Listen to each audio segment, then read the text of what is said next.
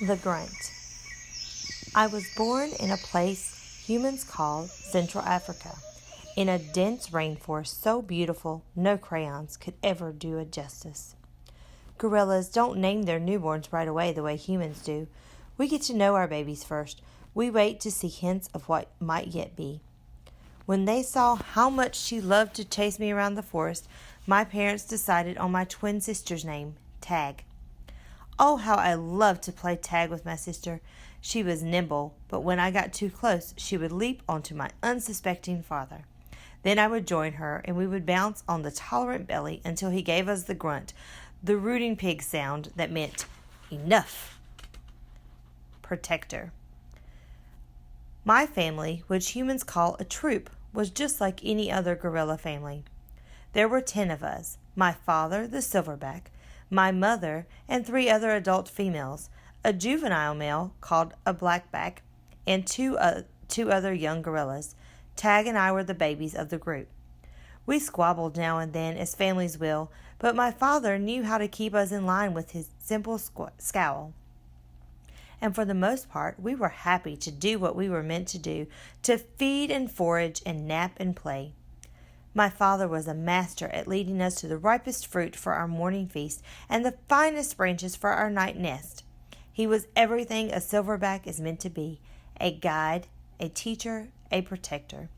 And nobody could chest beat like my father. A perfect life. Gorilla babies and elephant babies and human babies are not so different, except that a gorilla gets to spend the day riding on his mother's back, like a cowboy on a horse. It's a pretty great system from the baby's point of view.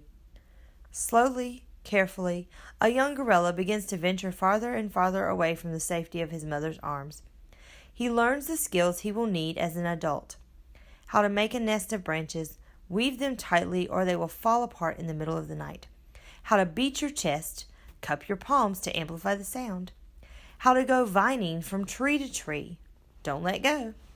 How to be kind, be strong, be loyal. Growing up gorilla is just like any other kind of growing up. You make mistakes, you play, you learn, you do it all over again. It was, for a while, a perfect life. The end. One day, a still day, when the hot air hummed, the humans came. Vine. After they captured my sister and me, they put us in a cramped, dark crate that smelled of urine and fear. Somehow I knew that in order to live, I had to let my old life die. But my sister could not let go of our home. It held her like a vine, stretching across the miles, comforting, strangling. We were still in our crate when she looked at me without seeing, and I knew that the vine had finally snapped. The temporary human. It was Mac who pried open that crate, Mac who bought me, and Mac who raised me like a human baby. I wore diapers, I drank from a bottle, I slept in human beds, sat in human chairs, listened while human words swarmed at me like angry bees. Mac had a wife back then. Helen was quick to laugh, but quick to anger too, especially when I broke something, which was often. Here is what I broke while I lived with Mac and Helen. 1 crib, 46 glasses, 7 lamps, 1 couch, 3 shower curtains, 3 shower curtain rods, 1 blender, 1 TV, 1 radio, 3 toes, my own.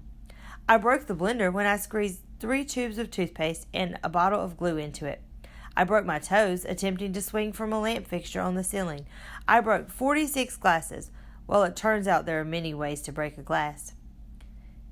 Every weekend, Mac and Helen took me in their convertible to a fast food restaurant, where they ordered me French fries and a strawberry shake. Mac loved to see the expression on the cashier's face when he drove up and said, "Could I have some extra ketchup for my kid?"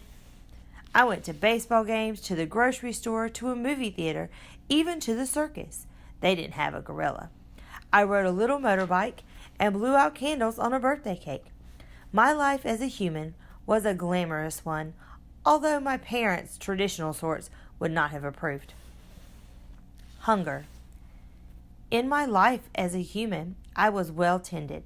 I ate lettuce leaves with Thousand Island dressing and caramel apples and popcorn with butter. My belly ballooned. But hunger, like food, comes in many shapes and colors. At night, lying alone in my poo pajamas, I felt hungry for the skilled touch of a grooming friend, for the cheerful grunts of a play fight, for the easy safety of my nearby troop, foraging through shadows. Remember what happened to Tag, I told myself. Don't think about the jungle. Still, sometimes I lay awake wishing for the warmth of another just like me, asleep in a night nest of tender prayer plant leaves. I like having sips of soda poured into my mouth like a bubbling waterfall, but every now and then I long to search for the tender stalk of arrowroot to feel the tease of a mango just out of reach.